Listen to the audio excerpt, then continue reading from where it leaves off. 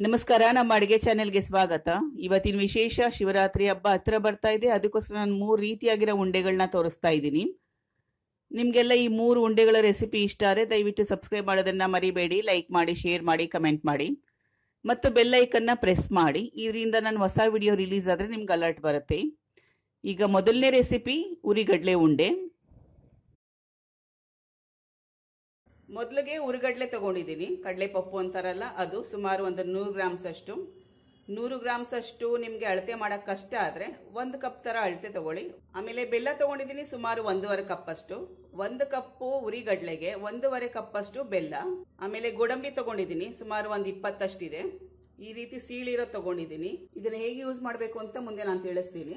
ತುಪ್ಪ 2 table spoon ಅಷ್ಟು, ಏಲಕ್ಕಿ 2, ಆಮೇಲೆ ಗಸಗಸೆ ತಗೊಂಡಿದ್ದೀನಿ, ಸುಮಾರು ಒಂದು 5 ಚಮಚದಷ್ಟಿದೆ. ನಾರ್ಮಲ್ ಯಾವ್ದು ರೆಗ್ಯುಲರ್ ಸ್ಪೂನ್ ಇದೆಯಲ್ಲ ಆ ಸ್ಪೂನಲ್ಲಿ 5 ಚಮಚದಷ್ಟು ಗಸಗಸೆ. ಒಣ ಕೊಬ್ಬರಿ ಕೂಡ ಒಂದು 5-6 ಚಮಚದಷ್ಟಿದೆ. ಇದನ್ನ ನಾವು ತುರಿದು ಬೇಕಾದ್ರೆ ಹಾಕ್ಬೋದು. ಇದನ್ನ ನಾನು ಮುಂದೆ ಮಿಕ್ಸಿ ಮಾಡ್ತಾ ಇದ್ದೀನಿ, ಅದಕ್ಕೋಸ್ಕರ ನಾನು ಕಟ್ ಮಾಡಿ ಇಟ್ಕೊಂಡಿದ್ದೆ. ಉಂಡೆ ಮಾಡೋ ವಿಧಾನ ನೋಡ್ಕೊಳ್ಳೋಣ. ಮೊದಲಿಗೆ ಪ್ಯಾನ್ ಇಟ್ಕೊಳ್ಳಿ. ಗ್ಯಾಸ್ ಸ್ಟವ್ ಹಚ್ಕೊಂಡಿದ್ದೀನಿ. ಈ ಉರ್ಗಡ್ಲೆನ ಸ್ವಲ್ಪ ಬಿಸಿ ಮಾಡ್ಕೊಳ್ಳೋಣ. ಬಿಸಿ ಮಾಡ್ಕೊಂಡ್ರೆ ಸ್ವಲ್ಪ ಹಸಿ ವಾಸನೆ ತರ ಇದ್ರೆ ಕಡಿಮೆ ಆಗುತ್ತೆ. ಆಮೇಲೆ ಚೆನ್ನಾಗಿ ಕೂಡ ಟೇಸ್ಟ್ ಚೆನ್ನಾಗಾಗುತ್ತೆ. ಇದು ಉರಿಗಡ್ಲೆನೇ ಇದೆ, ಆದರೆ ಸ್ವಲ್ಪ ಬಿಸಿ ಮಾಡಿಕೊಂಡ್ರೆ ಚೆನ್ನಾಗಿರುತ್ತೆ.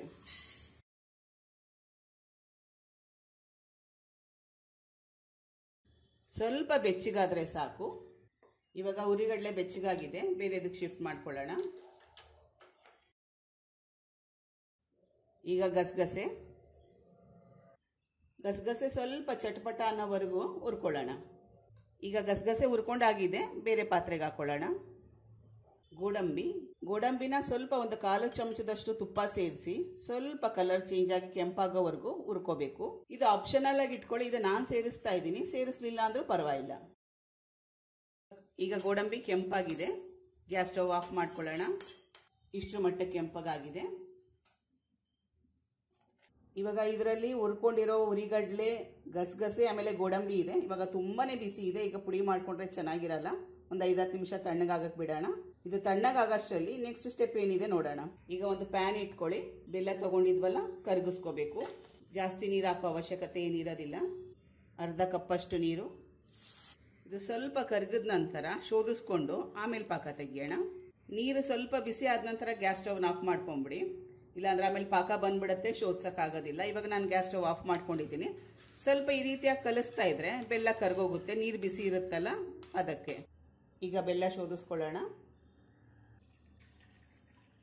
ನಾನು ಬೆಲ್ಲ ಕರಗಿಸಿದ್ನಲ್ಲ ಅದೇ ಬಾಣಲಿನ ಯೂಸ್ ಮಾಡ್ತಾ ಇದ್ದೀನಿ, ಆದ್ರೆ ಚೆನ್ನಾಗಿ ತೊಳ್ಕೊಂಡ್ಬಿಟ್ಟಿದ್ದೀನಿ. ಯಾಕಂದ್ರೆ ಬೆಲ್ಲದ ಕೆಳಗಡೆ ಗಲೀಜ್ ಇರುತ್ತಲ್ಲ, ಅದಕ್ಕೆ ತೊಳೆದು ಮತ್ತೆ ಬೆಲ್ಲ ಶೋಧಿಸಿದ್ವಲ್ಲ ನೀರು ಅದು ಹಾಕಿ ಒಂದ್ ಎಳೆ ಪಾಕ ತಕ್ಕೋಬೇಕು. ಬೆಲ್ಲ ಪಾಕ ಬರಷ್ಟರಲ್ಲಿ ನಾವು ಇದು ಹುರ್ಕೊಂಡಿದ್ವಲ್ಲ ಉರ್ಗಡ್ಲೆ, ಗೋಡಂಬಿ, ಗಸಗಸೆ ಅದನ್ನ ಪುಡಿ ಮಾಡ್ಕೊಳ್ಳೋಣ. ಅದ್ರ ಜೊತೆ ಒಣ ಕೊಬ್ಬರಿ, ಏಲಕ್ಕಿ. ನಾವೆಲ್ಲ ಪದಾರ್ಥಗಳನ್ನ ಹುರ್ಕೊಂಡಿದೀವಲ್ಲ ಚೆನ್ನಾಗಿ ಪುಡಿ ಆಗುತ್ತೆ. ಆಮೇಲೆ ಹುರ್ಕೊಳ್ಳೋದ್ರಿಂದ ಫ್ರೆಶ್ನೆಸ್ ಕೂಡ ಚೆನ್ನಾಗಿರುತ್ತೆ. ಈ ರೀತಿಯಾಗಿ ಪುಡಿ ಮಾಡ್ಕೊಂಡಿದ್ದೀನಿ. ಕೈ ಹುಷಾರಾಗಿ ಹಾಕಿ. ಈಗ ಒಂದೆಳೆ ಪಾಕ ಬಂದಿದೆ. ಗ್ಯಾಸ್ ಸ್ಟವ್ನ ಆಫ್ ಮಾಡ್ಕೊಂಡಿದ್ದೀನಿ. ಇದು ನಾವು ಪುಡಿ ಮಾಡ್ಕೊಂಡಿದ್ವಲ್ಲ ಉರಿಗಡ್ಲೆ, ಗಸಗಸೆ, ಗೋಡಂಬಿ, ಏಲಕ್ಕಿ, ಒಣ ಕೊಬ್ಬರಿ, ಇದ್ರ ಜೊತೆಗೆ 1 ಚಮಚದಷ್ಟು ತುಪ್ಪ ಹಾಕೋಣ. ಆಮೇಲೆ ಉಂಡೆ ಕಟ್ಟಕ್ಕೂ ಇಮಿಡಿಯೇಟ್ ಆಗಿ ಕಟ್ಟಕ್ಕೆ ಹೋಗಬೇಡಿ, ತುಂಬಾನೇ ಬಿಸಿ ಇರುತ್ತೆ ಪಾಕ. ಕಟ್ಟೋವಾಗ ಸ್ವಲ್ಪ ಕೈಗೆ ತುಪ್ಪ ಹಚ್ಕೊಂಡ್ಬಿಟ್ರೆ ಒಳ್ಳೆಯದು. ತುಪ್ಪನ ಕೈಗೆ ಹಚ್ಕೊಳ್ಳಿ. ತುಂಬಾ ಬಿಸಿ ಇರುತ್ತೆ, ಕೈ ತುಂಬಾನೇ ಹುಷಾರು. ಬೆಲ್ಲದ ಪಾಕ ಸೇರಿಸ್ತಾ ಇದ್ದೀನಿ. ಎಲ್ಲ ಒಟ್ಟಿಗೆ ಹಾಕೊಳ್ಳೋದು ಬೇಡ, ಸ್ವಲ್ಪನೇ ಮಾಡ್ಕೊಂಡು ಹೋಗೋಣ.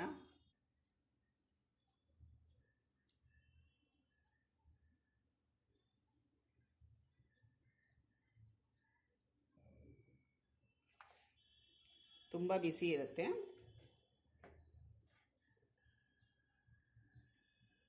ಉಂಡೆ ತಯಾರಾಗಿದೆ. ಉಂಡೆ ಅಥವಾ ತಂಬಿಟ್ಟು ಅಂತಾದ್ರೂ ಕರಿಬಹುದು.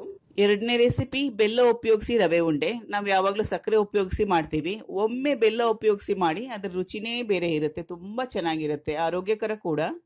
ಮೊದಲಿಗೆ ಮೀಡಿಯಂ ರವೆ ತಗೊಂಡಿದ್ದೀನಿ. ಯಾವ್ದ್ರಲ್ಲಿ ನಾವು ಉಪ್ಪಿಟ್ಟೆಲ್ಲ ಮಾಡ್ತೀವಲ್ವಾ ಅದು ಮೀಡಿಯಂ ರವೆ.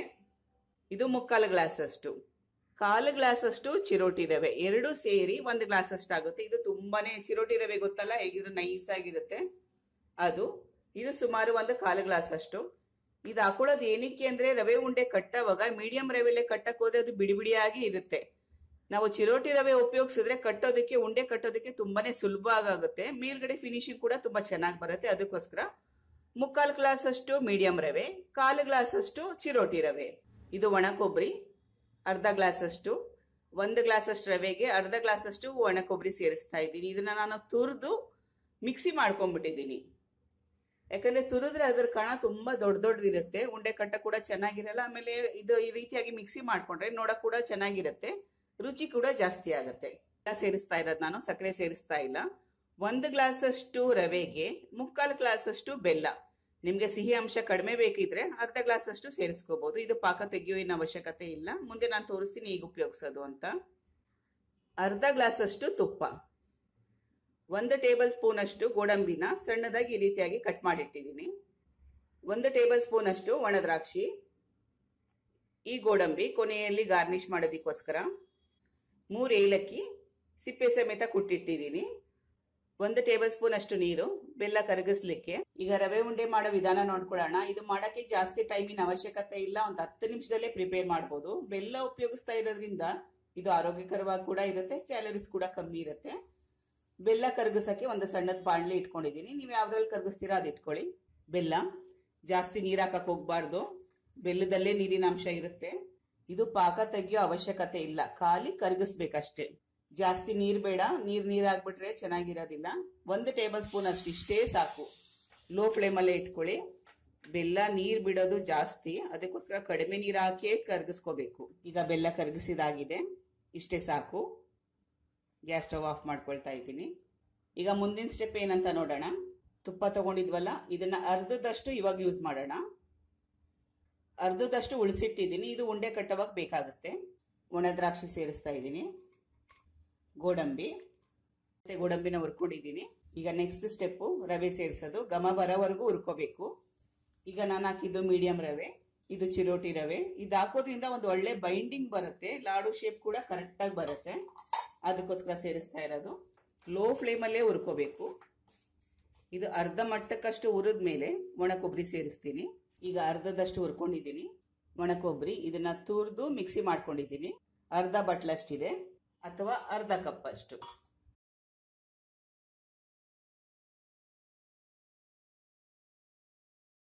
ಈಗ ರವೆ ಎಲ್ಲ ಹುರಿದಾಗಿದೆ. ಏಲಕ್ಕಿ ಕುಟ್ಟಿಟ್ಕೊಂಡಿದ್ನಲ್ಲ, ಇದು ಕೂಡ ಹಾಕಿ ಚೆನ್ನಾಗಿ ಮಿಕ್ಸ್ ಮಾಡ್ಕೊಳ್ಳೋಣ. ಏಲಕ್ಕಿ ಹಾಕಿ ಚೆನ್ನಾಗಿ ಮಿಕ್ಸ್ ಮಾಡಿದ್ಮೇಲೆ ಗ್ಯಾಸ್ ಸ್ಟವ್ ಆಫ್ ಮಾಡ್ಕೊಳ್ತಾ ಇದ್ದೀನಿ. ಇಷ್ಟು ಸಾಕು. ನಾನು ಲೋ ಫ್ಲೇಮಲ್ಲಿ ಸುಮಾರು ಒಂದು 5 ನಿಮಿಷ ರೋಸ್ಟ್ ಮಾಡ್ಕೊಂಡಿದ್ದೀನಿ. ಘಮ ಬರಬೇಕು, ಸುವಾಸನೆ ಬರಬೇಕು, ಅಲ್ಲಿವರೆಗೂ ರೋಸ್ಟ್ ಮಾಡ್ಕೋಬೇಕು. ಹಸಿ ತೆಂಗಿನ ತುರಿ ಯೂಸ್ ಮಾಡಿದ್ರೆ ಹೊರಗಡೆ ಜಾಸ್ತಿ ಹೊತ್ತು ಇಡೋಕ್ಕಾಗೋದಿಲ್ಲ. ಎಷ್ಟೇ ನಾವು ಬಾಡ್ಸ್ ಹಾಕಿದ್ರು ಸ್ವಲ್ಪ ಹಸಿ ಇದ್ದೇ ಇರುತ್ತೆ. ಅದಕ್ಕೋಸ್ಕರ ನಾನು ಒಣ ಕೊಬ್ಬರಿನೂ ಹಾಕಿ ಬಿಸಿ ಮಾಡ್ಕೊಂಡಿದ್ದೀನಿ. ಇದು 1 ತಿಂಗಳು ಹೊರಗಡೆ ಇಟ್ಟರು ಏನೂ ಆಗೋದಿಲ್ಲ. ಇವಾಗ ಇದು ಸ್ವಲ್ಪ ಮಟ್ಟಿಗೆ ತಣ್ಣಗಾಗೋವರೆಗೂ ವೆಯ್ಟ್ ಮಾಡಬೇಕು, ಯಾಕಂದ್ರೆ ಇದು ತುಂಬಾ ಬಿಸಿ ಇರುತ್ತೆ, ಕೈ ಹಾಕಕ್ಕಾಗೋದಿಲ್ಲ. ಅದಕ್ಕೋಸ್ಕರ ಈಗ ರವೆ ಮಿಶ್ರಣ ತಣ್ಣಗಾಗಿದೆ. ಇದು ತುಪ್ಪ ಉಳಿಸಿಟ್ಟಿದ್ವಲ್ಲ, ಅದು ಹಾಕೊಳ್ಳೋಣ. ನಿಮಗೆ ಬೇಕಿದ್ರೆ ಹಾಕೊಳ್ಳಿಲ್ಲ ಅಂದ್ರೂ ಪರವಾಗಿಲ್ಲ. ಇದು ದೀಪಾವಳಿ ಸ್ವೀಟ್ ಅಂತ ಮಾಡಿ ತೋರಿಸ್ತಾ ಇರೋದು, ಅದಕ್ಕೆ ಸ್ವಲ್ಪ ತುಪ್ಪ ಜಾಸ್ತಿ ಸೇರಿಸ್ತಾ ಇದ್ದೀನಿ. ಸ್ವಲ್ಪ ಉಳಿಸಿಟ್ಕೊಳ್ಳಿ ಕೈಗೆ ಹಚ್ಕೊಳ್ಳೋದಕ್ಕೆ, ಉಂಡೆ ಕಟ್ಟೋಕ್ಕೋಸ್ಕರ. ಇದು ಬೆಲ್ಲ ಕರಗಿಸ್ಕೊಂಡಿದ್ವಲ್ಲ, ಅದು ಎಲ್ಲ ಒಟ್ಟಿಗೆ ಹಾಕೊಳ್ಳೋಕೆ ಹೋಗಬೇಡಿ, ಸ್ವಲ್ಪನೇ ಹಾಕೊಳ್ಳಿ. ಇಷ್ಟು ಉಳಿಸಿಟ್ಟಿದ್ದೀನಿ, ಕಡಿಮೆ ಬಿದ್ದರೆ ಸೇರಿಸ್ಕೋಬಹುದು. ಇನ್ನೊಂದು ಸ್ವಲ್ಪ ಡ್ರೈ ಇದೆ, ಸೇರಿಸ್ತಾ ಇದ್ದೀನಿ. ಬೆಲ್ಲ ಕರಗಿಸಿರ್ತೀವಲ್ಲ, ಅದು ತಿಕ್ಕಾಗಿರ್ಬೇಕು. ಸ್ಟಿಕ್ಕಿನೆಸ್ ಇದ್ರೆ ಉಂಡೆ ಕಟ್ಟಕ್ಕೆ ಕೂಡ ಸುಲಭ. ಸ್ವಲ್ಪ ತುಪ್ಪ ಕೈಗೆ ಸವರ್ಕೊಳ್ತಾ ಇದ್ದೀನಿ. ಗಟ್ಟಿಯಾಗಿ ಪ್ರೆಸ್ ಮಾಡ್ಕೋಬೇಕು. ಸೈಜ್ ನೋಡಿ, ನಿಮಗೆ ಸಣ್ಣದು ಬೇಕಾ ದೊಡ್ಡದು ಬೇಕಾ ಅಂತ. ಇದೇ ರೀತಿ ಎಲ್ಲ ಉಂಡೆಗಳನ್ನ ಮಾಡ್ಕೋಬೇಕು. ಈಗ 3ನೇ ಮತ್ತೆ ಕೊನೆ ರೆಸಿಪಿ, ಅಕ್ಕಿ ಹಿಟ್ಟನ್ನ ಉಪಯೋಗಿಸಿ ಕೇವಲ 10 ನಿಮಿಷದಲ್ಲಿ ಉಂಡೆ ಅಥವಾ ಶಿವರಾತ್ರಿ ಉಂಡೆ ಅಥವಾ ತಂಬಿಟ್ಟನ್ನ ಹೇಗೆ ಮಾಡೋದು ಅಂತ ತೋರಿಸ್ಕೊಡ್ತಾ ಇದ್ದೀನಿ. ಇದು ಸೂಪರ್ ಫಾಸ್ಟ್ ರೆಸಿಪಿ. ಇದನ್ನ ನಾನು ತುಂಬಾನೇ ಸುಲಭವಾಗಿ, ಸರಳವಾಗಿ, ಕಡಿಮೆ ಪದಾರ್ಥಗಳಲ್ಲಿ ಹೇಗೆ ಮಾಡೋದು ಅಂತ ತೋರಿಸ್ತಾ ಇದ್ದೀನಿ. ಅಥವಾ ಇದನ್ನ ದಿಢೀರ್ ತಂಬಿಟ್ಟು ಅಥವಾ ದಿಢೀರ್ ಉಂಡೆ ಅಂತಾದ್ರೂ ಕರಿಬಹುದು. ಒಂದು 10 ನಿಮಿಷದಲ್ಲೇ ತಯಾರಿ ಮಾಡಬಹುದು, ಕೇವಲ 10 ನಿಮಿಷ ಸಾಕು. ಒಂದೇನು ಇಂಪಾರ್ಟೆಂಟ್ ಅಂದ್ರೆ, ಇದು ಮಾಡಿದ್ಮೇಲೆ ತಣ್ಣಗಾದ್ಮೇಲೆ ಸ್ವಲ್ಪ ಗಟ್ಟಿ ಆಗುತ್ತೆ. ಅದಕ್ಕೋಸ್ಕರ ನೀವು ಸ್ಟಾರ್ಟಿಂಗ್ ಅಲ್ಲಿ ಜಾಸ್ತಿನೇ ಮಾಡಕ್ ಹೋಗ್ಬೇಡಿ, ಆಮೇಲೆ ಇಷ್ಟ ಆಗಿಲ್ಲ ಅಂದ್ರೆ ವೇಸ್ಟ್ ಆಗೋಗುತ್ತೆ. ಒಂದು 4-5 ಉಂಡೆ ಆಗಷ್ಟು ಮಾಡಿ, ಅದಾದ್ಮೇಲೆ ಇಷ್ಟ ಆದ್ರೆ ಮತ್ತೆ ನಿಮ್ಗೆ ಎಷ್ಟು ಅವಶ್ಯಕತೆ ಇದೆ ಅಷ್ಟು ಮಾಡ್ಕೋಬಹುದು. ತಂಬಿಟ್ಟು ಮಾಡಕ್ಕೆ ಶುರು ಮಾಡಕ್ ಮುಂಚೆ ಇದರ ಮುಖ್ಯ ಪದಾರ್ಥಗಳ ಪ್ರಪೋರ್ಷನ್ ಹೇಳ್ತಾ ಇದ್ದೀನಿ. ಮೊದಲಿಗೆ ಅಕ್ಕಿ ಹಿಟ್ಟು ತಗೊಂಡಿದ್ದೀನಿ. ಇದು ಮನೆಯಲ್ಲಿ ಬೀಸಿಟ್ಟಿದ್ರೆ ಪರವಾಗಿಲ್ಲ, ಅಕ್ಕಿ ತೊಳೆದು ಒಣಗಿಸಿ ಬೀಸಿಟ್ಟಿದ್ರೆ ಚೆನ್ನಾಗೇ ಇರುತ್ತೆ. ಬೈ ಚಾನ್ಸ್ ನಿಮ್ಗೆ ಅದು ಮಾಡಕ್ಕೆ ಇನ್ನೂ ಬ್ಯುಸಿ ಇದ್ರೆ, ಮಾಡೋಕ್ಕಾಗಲಿಲ್ಲ ಅಂದರೆ ತಂಬಿಟ್ಟು ಮಾಡಲೇಬೇಕಂತ ಇಚ್ಛೆ ಇದ್ರೆ ರೆಡಿಮೇಡ್ ಅಕ್ಕಿ ಹಿಟ್ಟಿಂದ ಕೂಡ ಮಾಡ್ಬೋದು. ತಗೊಳ್ಳೋವಾಗ ಒಂದು ಒಳ್ಳೆ ಕಂಪನಿದು ಅಥವಾ ಚೆನ್ನಾಗಿ ಕ್ಲೀನ್ ಆಗಿರೋದು ನೋಡಿ ತಗೊಳ್ಳಿ. ಇದು ಸುಮಾರು ಒಂದು 1/4 kg ಅಕ್ಕಿ ಹಿಟ್ಟನ್ನ ತಗೊಂಡಿದ್ದೀನಿ. ಅಕ್ಕಿ ಹಿಟ್ಟು ಸ್ವಲ್ಪ ಒರಟಾಗಿದ್ರೆ ಒಳ್ಳೇದು. ಆಮೇಲೆ ಬೆಲ್ಲ ತಗೊಂಡಿದ್ದೀನಿ ಅರ್ಧ ಕಪ್ಪಷ್ಟು. 1 ಕಪ್ಪಷ್ಟು ಅಕ್ಕಿ ಹಿಟ್ಟು, ಅದಕ್ಕೆ ಅರ್ಧ ಕಪ್ಪಷ್ಟು ಬೆಲ್ಲ.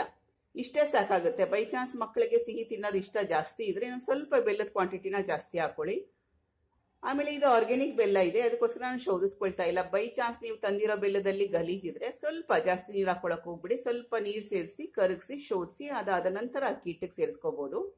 1 ಕಪ್ಪಷ್ಟು ಅಕ್ಕಿ ಹಿಟ್ಟು, ಅರ್ಧ ಕಪ್ಪಷ್ಟು ಬೆಲ್ಲ. ಈಗ ಮುಂದಿನ ಸ್ಟೆಪ್ ಏನಂತ ನೋಡೋಣ. ಪ್ಯಾನ್ ಇಟ್ಕೊಂಡಿದ್ದೀನಿ, ಗ್ಯಾಸ್ ಸ್ಟವ್ ಕೂಡ ಹಚ್ಕೊಂಡಿದ್ದೀನಿ. ನಾವು ಅಕ್ಕಿ ಹಿಟ್ಟು ತಗೊಂಡಿದ್ವಲ್ಲ ಅದನ್ನ ಚೆನ್ನಾಗಿ ಹುರ್ಕೋಬೇಕು ತುಪ್ಪದಲ್ಲಿ. ಅದಕ್ಕೆ ನೀವು ಯಾವ್ದ್ರಲ್ಲಿ ಹುರ್ಕೊಳ್ತೀರಾ ಅದನ್ನ ಇಟ್ಕೊಳ್ಳಿ.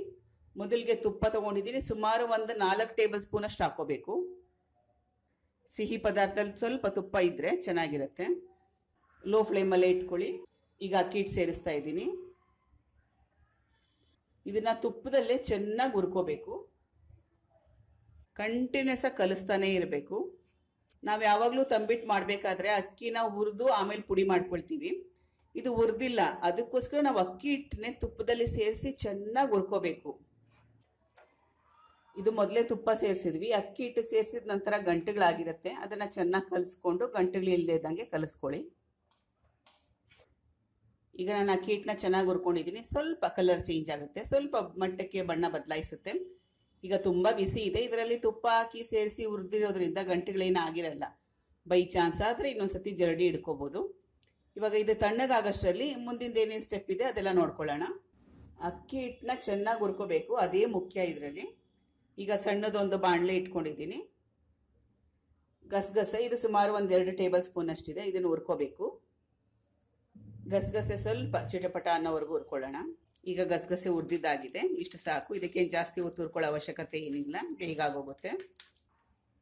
ಈಗ ಬೆಲ್ಲ ಕರಗಿಸ್ಕೊಳ್ತಾ ಇದ್ದೀನಿ. ಬೆಲ್ಲ ಪಾಕ ಬರೋ ಅವಶ್ಯಕತೆ ಏನಿಲ್ಲ, ಒಂದೇಳೆ ಪಾಕ ಬರಬೇಕು ಆ ಥರ ಏನಿಲ್ಲ. ಚೆನ್ನಾಗಿ ಕರಗಿಸ್ಕೊಂಡ್ರೆ ಸಾಕು.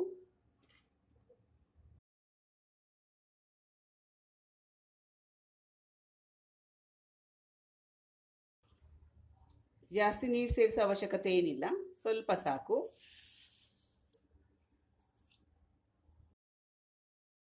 ಈಗ ಬೆಲ್ಲನ ಚೆನ್ನಾಗಿ ಕರಗಿಸ್ಕೊಂಡಿದ್ದೀನಿ, ಇಷ್ಟು ಸಾಕು, ಪಾಕ ಏನು ಬೇಡ. ಈಗ ಉಂಡೆ ಮಾಡ್ಕೊಳ್ಳೋದು. ಅಕ್ಕಿ ಹಿಟ್ಟನ್ನ ಹುರ್ಕೊಂಡಿದ್ವಲ್ಲ ಅದು ಚೆನ್ನಾಗಿ ತಣ್ಣು ಕೂಡ ಆಗಿದೆ.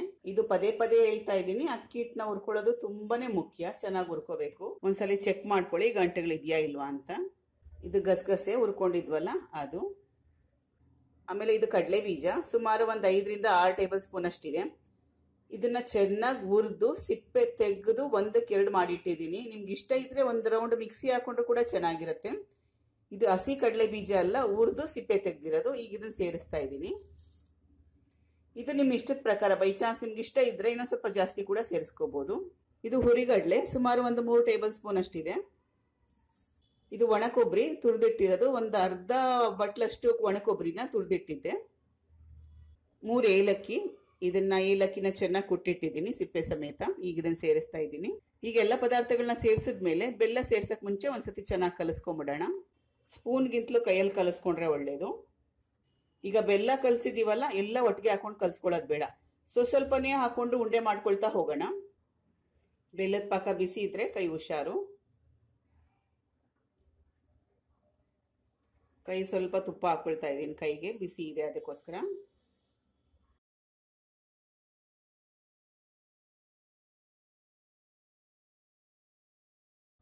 ಬೆಲ್ಲದ ಪಾಕ ತೀರಾ ತಣ್ಣಗಾಗೋವರೆಗೂ ವೇಟ್ ಮಾಡ್ಕೊಳ್ಳೋದು ಬೇಡ. ಸ್ವಲ್ಪ ಬೆಚ್ಚಗಿದ್ದಾಗೆ, ಸ್ವಲ್ಪ ಬಿಸಿ ಇದ್ದಾಗೆ ಉಂಡೆ ಕಟ್ಕೋಬೇಕು.